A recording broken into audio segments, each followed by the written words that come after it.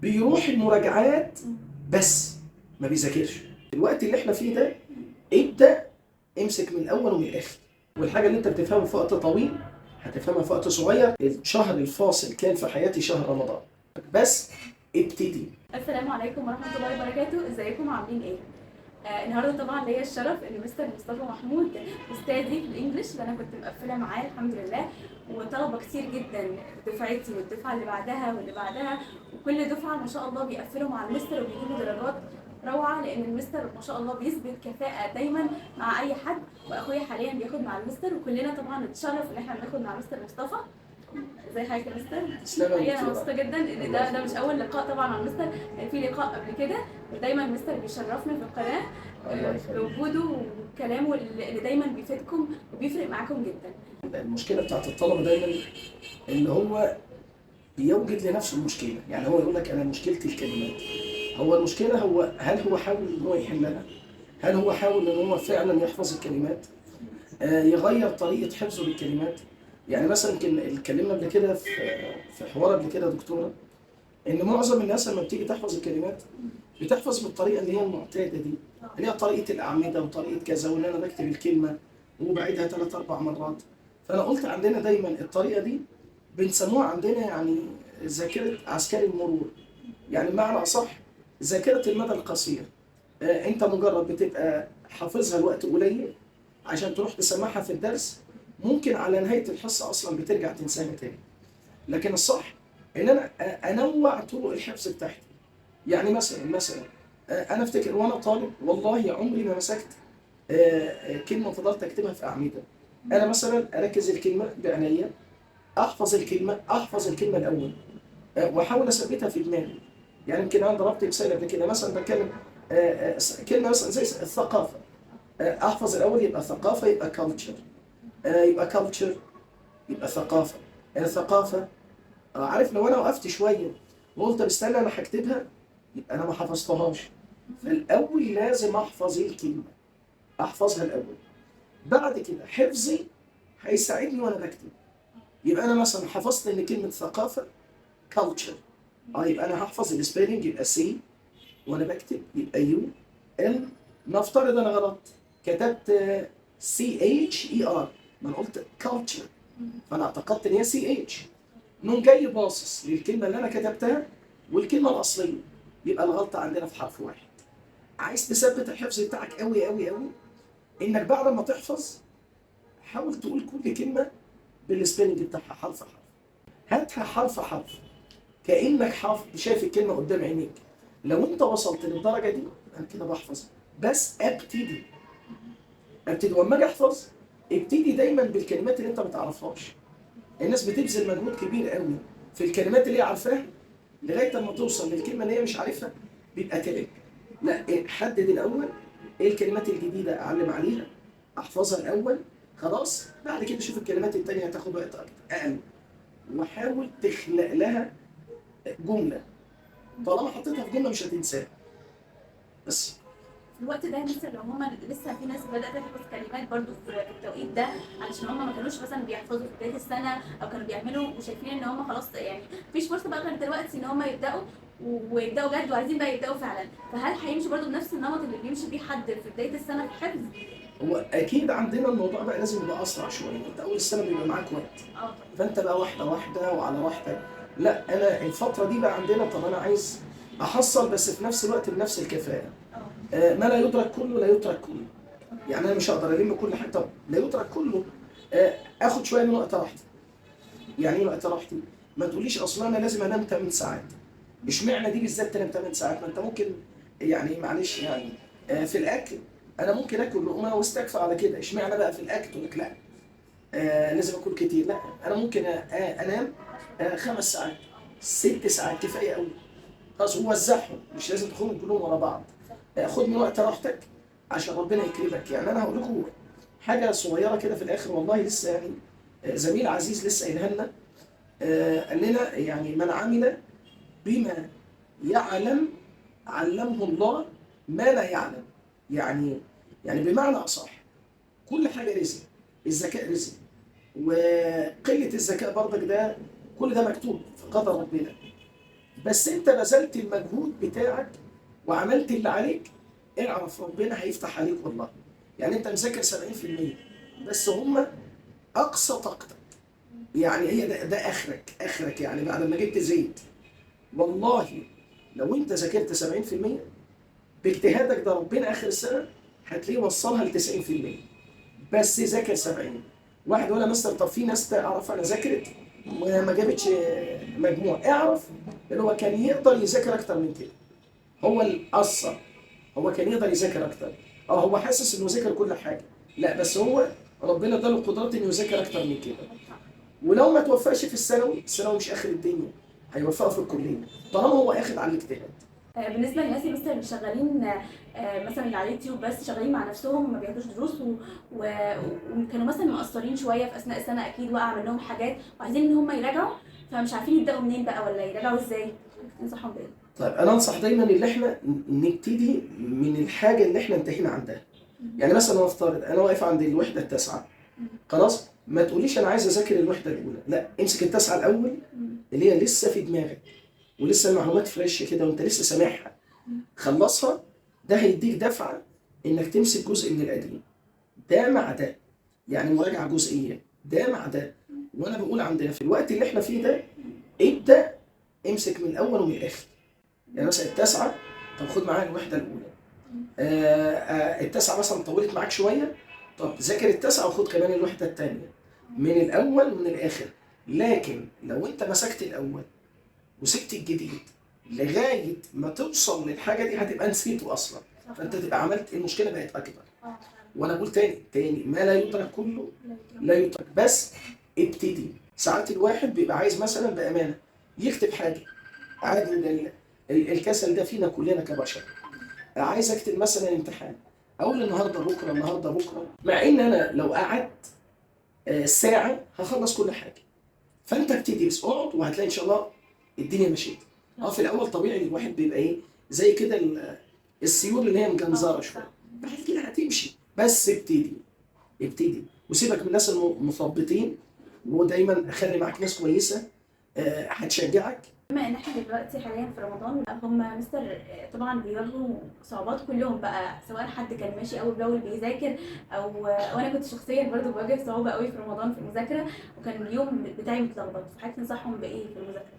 طيب انا اول حاجه بس بقول للطلبه كلها كل سنه وانتم طيبين. كل سنه وانتم طيبين يا دكتور. طيب انا بقول تاني والله شهر رمضان يعني دايما بيبقى زي ما بقول كده تيرنينج بوينت، يعني نقطه تحول، اللي قبلها حاجه واللي بعدها حاجه.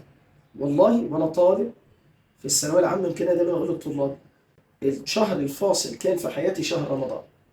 يعني في ناس تقول ده صيام وبتاع، والله خلصنا مواد علينا كتيره ولميناها في رمضان، لان شهر رمضان ده فيه بركه. ده في ناس كانت بتحارب في رمضان، حرب اكتوبر كانت في رمضان، غزوه بدر كانت في رمضان، غزوات كتيره دي ناس بتحارب مش بتذاكر. طالما احنا بنقول علينا الابطال ودفعه الابطال والكلام ده كله، طب دي ناس بتحارب. فرمضان العكس، واليوم نفسه يعني فضل من ربنا والله متقسم بشكل كويس. قبل الفطار وهتلاقي نفسك هتفصل في الفطار شويه، بس ما تقلش في الفطار عشان الدم كله صح يا دكتوره ما يروحش ايه المعده. فطار خفيف، هتلاقي نفسك هتقدر تذاكر. الوقت اللي بعد الفجر كلنا بنتسحر قبل الفجر، الوقت اللي بعد الفجر استغله، هتلاقي والله اليوم والله في بركه. بس احنا الناس يقول لك اصل انا صايم، والعقل الباطن بقى بيشتغل انت تعبان. انت تعبان وانت مش هتبقى، لا مين قال كده؟ بعد الفطار انا عايزه انام برضه عشان الاكل كوس عليا فعايزه انام. لا هو في اكتر من الحياه والموت.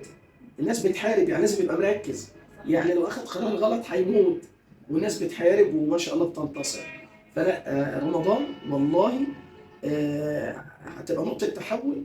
واللي هيعدي يعني معلش بقى في الكلمه، اللي هيعدي عليه شهر رمضان ومش مظبط الدنيا، انا بقول للاسف هتبقى مشكله، هتبقى مشكله جامده جدا جدا جدا جدا. يعني والله شهر كله بركه بس اللي يستغله. مستر بالنسبة للمراجعة برضو، الحل يبقوا يحلوا شوامل من امتى؟ يبدأوا شوامل مثلا سواء بقى في الانجليش او في اي مادة، حضرتك تنصحهم مثلا يبدأوا شوامل من امتى؟ وهل يستنوا لما يخلصوا عشان يبدأوا شوامل، ولا عادي ان هم من قبل ما يخلصوا؟ والله بص يا دكتور، يعني مثلا في الانجليش مثلا ابدا اشوف الامتحانات حتى بتاعت السنين اللي فاتت. يعني مثلا نفترض واحد وصل لوحده العشرة، زي عندنا مثلا وحده 11 مثلا، ما خلاص هي فاضل وحده، خلاص يعني. بص عندنا نشوف الاسئله، حتى لو في سؤال من الوحده الاخيره، بس اهم حاجه تبقى عارف الوحده الاخيره فيها ايه. يعني مثلا عندنا المفروض الوحده الاخيره فيها ضمائر الوصف، ريلاتيف كلوزز، الكلام ده كله. اه فانت عارف لسه الدرس ده ما وصلتلوش، ماشي. لكن لازم اتعرض، لازم اشوف امتحان، ولازم احل، ولازم اقول تاني احل، ولازم اذاكر. ولازم ابدا بقى في الفتره دي اركز. وخلي بالك والله التركيز بيزيد في الفترات دي، اما الواحد بيبقى مضغوط. انت يستاهلك انت خايف، لا هتلاقي نفس تركيزك زاد. والحاجه اللي انت بتفهمها في وقت طويل هتفهمها في وقت صغير، لان انت عندك رغبه انك تلم الدنيا. فانا بقول تاني لسه قدامنا وقت، بس انا بقول رمضان ما يعديش الا وانت لامم الدنيا. لو خلص شهر رمضان هتلاقي نفسك بقيت مواجه بعدها باسبوع اسبوعين للمراجعات. هتلاقي نفسك بتروح المراجعات، والكلمه دي بقى سجليها يا دكتور. هتلاقي نفسك طلبه كتير اللي مش هتسمع الكلام بيروح المراجعات بس ما بيذاكرش، لان المفروض تبقى رايح وانت مذاكر. ونصيحه، العلم ما ينفعش يمتهن ولا يهان. مفيش حاجة اسمها المادة جبناها في شوال، وجبناها في كيس، وجبناها في الكلام ده كله. العلم لا يهان. فأنت لم الدنيا براحتك خلاص، وخلي المراجعة فعلا مراجعة. أبقى رايح لامم 70% مثلا من المادة، 80%، المراجعة تكمل لي 100%. لكن مش رايح مش لامم 30% وبسعى ان انا اجيب 100%. ده كلام مش واقعي خالص. يعني هم يا مستر المفروض يبقوا مراجعين مثلا الجزئيه اللي هيتراجع عليها في طبعا الحصه، يراجعوا عليها هم طبعا كويس ويثبتوها، طبعا. وبعد كده يروحوا رايحين بقى. يبقى على الاقل حتى يعرف يسال الاستاذ لو حاجه واقفه معاه. لكن لو انت رايح مش مذاكر، انت مش عارف اللي انت وقفت فيه، فانت هتضطر تروح تاني ان ذاكرت فكانك بتذاكر مره تانية للمره الاولى، فهتقع منك حاجات تانية. لكن لا، ذاكر اللي تقدر عليه. يبقى انت عرفت ايه اللي وقع منك، وانت وتبقى حال الاستاذ طلب منك تحل. انا مثلا بطلب من الطلبه يجوا حالين الواجب وانا راجعه معاهم، نحله في الحصه. أيوة. بفكر لازم تبقى حالل فعلا. عشان تبقى فاهم. لكن هتيجي تقول اصل عارف انا اخطائهم لما بالظبط كده، بالظبط كده. ايه اكتر حاجه يا مستر بتغلطهم في الامتحان؟ في الامتحان لو مثلا الشوامل اللي حضرتك بتعملها بتلاقي اكتر الاخطاء بتبقى في ايه بالظبط؟ اكتر الاخطاء عندنا اللي بتبقى في الامتحانات التركيز يعني. انا لو مذاكر بتركيز هبقى فاكر المعلومات كويس. يعني مثلا انا مذاكر الجرامر كويس، ايه اللي بيخلي الطالب يقع في الجرامر؟ انه هو مش مذاكر القاعده بتركيز 100%، فتلاقي الدنيا عنده في حته كده مشوشه. طب انا شفت دي وشفت دي، خلاص كده. مثلا مثال، نفترض عندنا بنتكلم في زمن زي الباست بيرفكت كونتينيوس، الماضي التام المستمر. طب انا فاكر اما بلاقي مثلا فور وبعدها فتره وكان عندي حدثين، والاثنين في الباست واحد قبل التاني، وذكرت معاه فتره، بختار ماضي تام مستمر. بس انا مش فاكر او مش مذاكر تماما ان في حالات حتى لو في فتره مش هستخدم الماضي التام المستمر، اللي هي افعال الملكيه والعاطفه والحواس والادراك والكلام ده كله. فانت لم الماده كويس والتركيز. ونصيحه، خلي المراجعه شرح، كانك بتشرح لنفسك. سجل فيديوهات لنفسك، خلي المذاكره بتاعتك ممتعه في المراجعه. سجل فيديو، اعمل فيديو كده لنفسك، حط الموبايل بتاعك، استفيد بيه، اعمل حاجه عدله بيه، وعيد الشرح بتاع القاعده لنفسك، واسمع نفسك، شوف كده انا فهمت حاجه. لو انت حسيت ان انت لا مؤاخذه كده بتعك في الكلام، يبقى انت ما ذاكرتش. لا، الكلام لازم يبقى ليه معنى. فاراجع تاني واشرح لنفسي، والفوكاب اراجعه كده واحده واحده، والفرق بين الكلمه دي والكلمه دي. طب دي صفه، طب وراها حرف الجر، طب ده اسم، طب الفعل اللي معاه ايه؟ طب ينفع فعل تاني، طب المرادف، طب المضاد. هي كده. لكن ان انا ابص بعينيا مره من جاي داخل احل وقلت صدق اصل انا اللي ذاكرته لا مفيش الكلام ده، فعلا ما ينفعش. كان عندهم مشكله في الافعال الاصطلاحيه، تمام. كلهم بيشتكوا منها وبيبقوا مش عارفين يذاكروها ازاي. نصحهم بيه. طيب انا الافعال الاصطلاحيه هي المشكله ان غالبيتها ملهاش ترجمه حرفيه، يعني ما ينفعش اترجمها حرفيا. يعني مثلا مش هقول بريك داون يعني يكسر تحت، مش عارف بريك اب يعني يكسر فوق، لا دي حاجه. مثلا بريك داون يتعطل، البريك اب تنفع بمعنى ينفصل او ينهار. فانا لازم احفظها. معلش في حاجات هتنفع تيجي ممكن تترجم حرفيا، وفي حاجات عندنا لازم الحفظ، لازم احفظها، اقعد عليها واحفظها مره واحل عليها. اللي هيجيبها الحل. يعني مثلا زي الدرس بتاع الافعال اللي هي followed by ing و followed by to والمصدر. انا بقول لهم انا كمدرس لو انا اعتمدت ان انا حفظتهم انا نفسي هنساهم، لازم احل عليهم، احل عليهم. انا هفتكر يبقى فعل زي mind مثلا، ده اي ان جي، حليتها اي ان جي ورجعت اي ان جي يبقى كده صح. حاجه زي فعل تاني اوفر، بيجي وراه تو والمصدر يبقى كذا. لكن لو انا ما حليتش بعد المذاكره مفيش حاجه هتثبت. اي حاجه صعبه تثبت بالمذاكره. زي كده استاذ ابو قاسم دايما يقول كلمه كده، يقول ايه؟ يقول التدريب خير ايه؟ معلم. خير معلم. بالظبط كده، بالظبط كده. السؤال المقالي في الامتحان يعني معظم الطلبه بيتقفلوا، مفيش مشاكل. يطمنوا من ناحية ان شاء الله. يطمنوا المقالي. وال10 درجات يا مستر اللي هم اتضافوا بقى دول، هل رايحك هيخلوا الامتحان اصعب ولا يعني هيبقى عادي نفس المستوى بتاع السنين اللي فاتت؟ والله انا اتوقع ان الامتحان السنه دي ممكن يبقى اعلى سنه.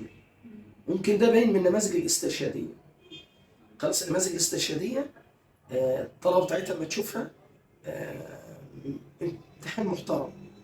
عايز طالب كويس سواء في الجزء الخاص بالفوكاب بالسكيلز بالجرامر، لا اسئله كويسه جدا. تراكميه، الحته دي مهمه أوي، تراكميه يعني حاجات من اولى وحاجات من ثانيه. هتلاقي الكونديشنال اف، هتلاقي عندنا ممكن المعدود والغير معدود، هتلاقي حاجات بتعتمد على معلوماتك اللي قبل كده، وده اللي كان قبل كده. يعني من 6 7 سنين كان امتحان انجليزي هو كده. تراكمي اولى ثانيه ثالثه، امتحان مرحله مش امتحان سنه. فعلى قد ما تقدر جهز نفسك، لم المعلومات كلها بتاعت الماده على قد ما تقدر، وان شاء الله ان شاء الله والله يعني على قد ما تقدر ربنا هيكرمك. وانا قلت تاني يعني زي ما قلت الحديث اللي احنا سمعناه، من عمل بما علم، يعني ربنا سبحانه وتعالى يعلمه ما لم يعلم. اعمل بس اللي عليك وسيب الباقي على ربنا. شكرا جدا لحضرتك يا مستر، والله يعني مبسوطه جدا ان حضرتك معايا النهارده، والكلام اللي حضرتك قلته انا متاكده ان هو هيفيدهم باذن الله، واتمنى ان هم يعملوا بيه فعلا ان شاء الله. ربنا يكرمهم في الاخر يحققوا اللي هم عايزينه باذن الله. انا شاكر ليك يا دكتوره. الله يخليك يا مستر، شكرا. ويبقى شعارنا يا دكتوره No gain without pain.